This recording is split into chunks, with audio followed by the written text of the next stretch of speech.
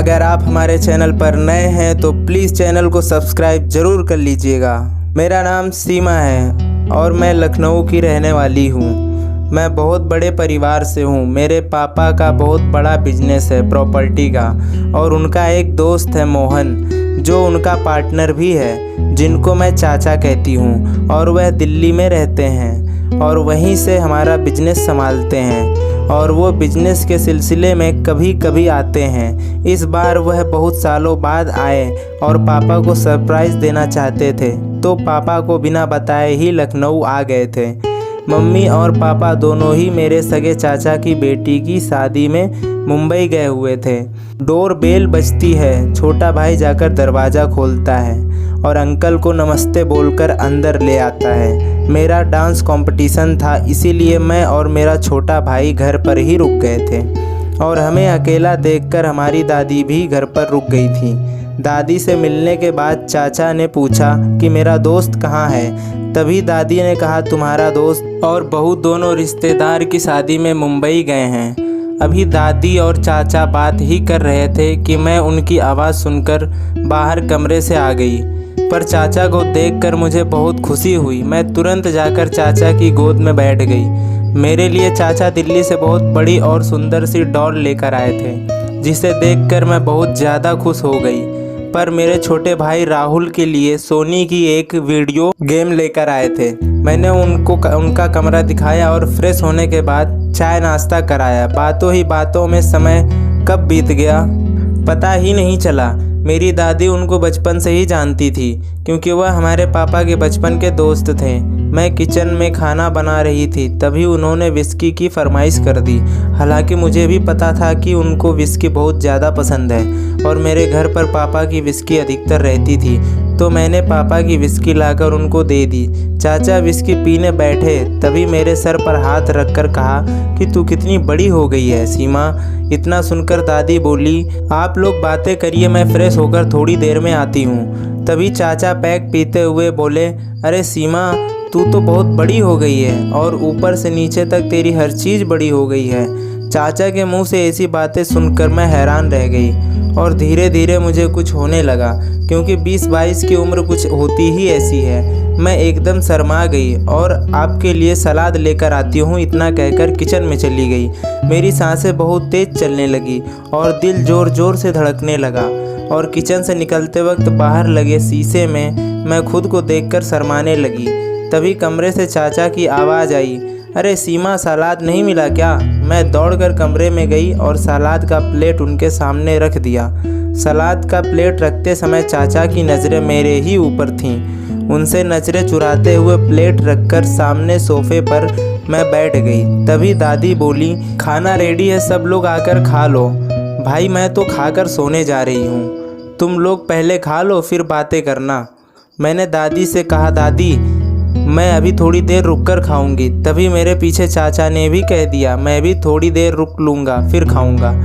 चाचा शराब पीते पीते मेरी तरफ ही देख रहे थे, और ना चाहते हुए भी मेरी नज़रें उनकी चोर नज़रों से जाकर टकरा जा रही थीं। कुछ पैग लगाने के बाद चाचा ने कहा, सीमा तुम भी ट्राई करो ना। तो मैंने इनकार कर दिया। तभी चाचा ने कहा, अरे सीमा, शराब पीने का मज़ा अकेले नहीं आता, क्या तुम हमारा साथ नहीं दोगी? तो मैंने कहा, नहीं चाचा, मैं यह सब नहीं पीती। तो इस पर उन्होंने कहा, फिर क्या पीती हो? तभी दादी ने आवाज़ लगाई, सीमा बेटा, हमने खाना खा लिया है, तुम लोग भी खा लो, मैं सोने जा रही हूँ। मैंने कहा, ठीक है दादी, आप जाओ सो। तभी अचानक चाचा गिलास में पैक बनाकर मेरी तरफ बढ़ाने लगे और अपनी जगह से उठकर मेरे बगल में आकर बैठ गए और बोले, लो ना सीमा, एक पैक में क्या हो जाएगा, कम मॉन, अब तुम बच्ची नहीं हो, अपने प्यारे चाचू की इतनी सी बात नहीं मानोगी क्या? उन्होंने मेरी दाढ़ी पकड़कर कहा। उनका हाथ अपने जिस्म पर लगते ही मेरे शरीर में करंट सा लग गया, और लाख मना करने के बावजूद भी उन्होंने मुझे पैक पिला दिया। तभी उन्होंने सलाद की प्लेट मेरी तरफ बढ़ाया और कहा, कैसा लग रहा है सीमा? बेमतलब तुम डर रही थी, बताओ कुछ हुआ क्या? नहीं ना?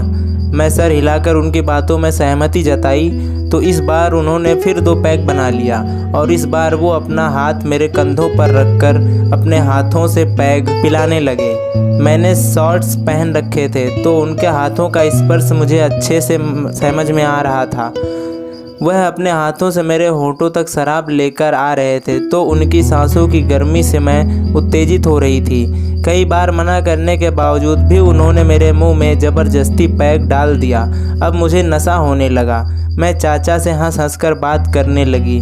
मुझे नशे में देखकर उन्होंने अपना पैक भी मुझे पिला दिया और मेरे घने बालों को अपने हाथों से सहलाने लगे और दूसरे हाथ से मेरे शरीर को टच करने लगे। अब मुझे अंदर से कुछ होने लगा। मैं नशे में तो थी ही पर मुझे सब मालूम था। इससे पहले बात और बिगड़ती मैं झट से उठी और बोली, चाचा चलिए खाना खाते हैं। इतना कहकर डाइनिंग टेबल पर जाकर बैठ गई।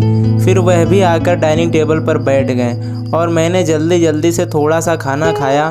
उसके बाद जाकर अपने कमरे में लाइट बंद करके लेट गई। मैं काफ़ी देर तक लेटी रही पर मुझे नींद नहीं आ रही थी। मुझे बार बार चाचा की हरकतें याद आ रही थीं। तभी मेरे कमरे का दरवाज़ा खुलता है और अचानक से लाइट जल जाती है। चाचा मेरे बेड के पास आकर मेरी चादर खींच कर कहते हैं, उठ जाओ सीमा, मुझे मालूम है तुम्हें नींद नहीं आ रही है। और उनकी आवाज़ सुनकर मैं सोने का नाटक करने लगी। मेरी अंदर ही अंदर सांसें तेज होने लगीं।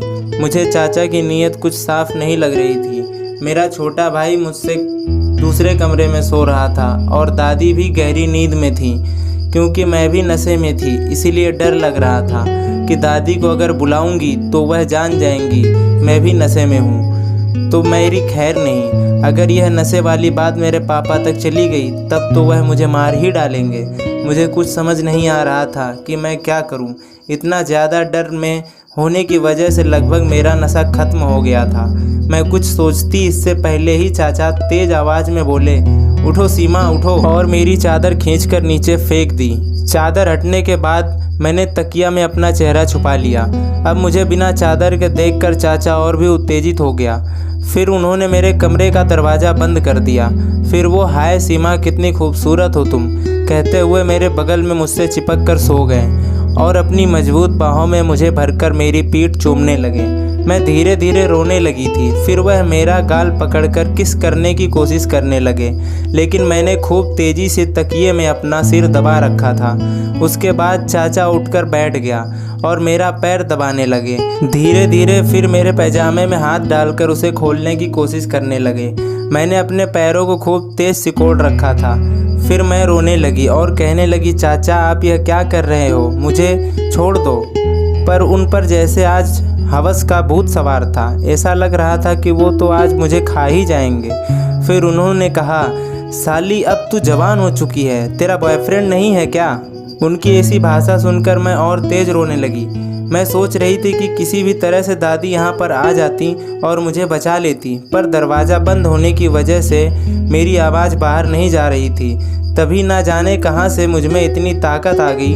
मैंने ज़ोर से लात मारा और मेरे पैर ठीक चाचा के मुंह पर लगे और वह सर के बल नीचे गिर गए और गिरते वक्त बेड के बगल रखे स्टूल में उनका सर लड़ गया, जिसकी वजह से वो बेहोश हो गए। मैं उन्हें देखे बिना ही दरवाज़ा खोलकर तुरंत दादी दादी चिल्लाते हुए बाहर भागी। मेरी चीख सुनते ही दादी तुरंत उठ गई और मुझे सीने से लगा लिया। उन्हें लगा कि मैंने कोई बुरा सपना देखा है, पर वो मेरी हालत देखकर समझ गई थी कि मेरे साथ क्या होने वाला था।